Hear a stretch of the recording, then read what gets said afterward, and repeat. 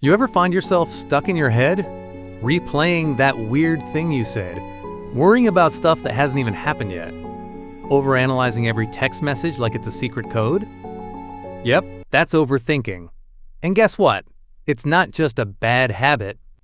It's actually your brain doing exactly what it was wired to do.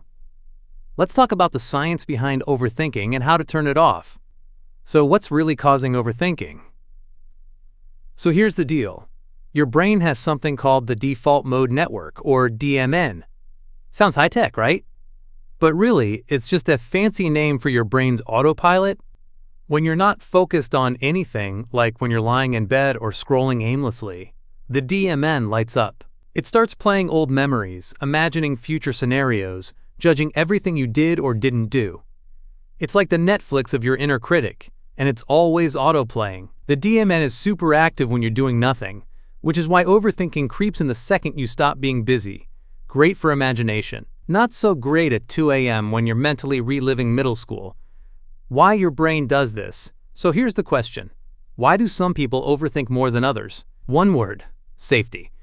If you grew up around chronic stress, chaos, emotional unpredictability, your brain learned early on that staying alert keeps you safe. It adapted by becoming hypervigilant. Your DMN became like an overprotective bodyguard, scanning the past for mistakes, the future for danger, and analyzing every little thing. And if you've experienced trauma, your brain wires itself to expect pain or rejection, even when there's none. Overthinking becomes a survival reflex. It's not because you're weak. It's because your brain got really good at trying to keep you safe, even if it hurts you in the process. Now let's get to the most important part. How do you stop? You don't fight your thoughts. You redirect your attention, because the DMN turns off when your brain is focused on something in the present moment. Scientists call this the task-positive network.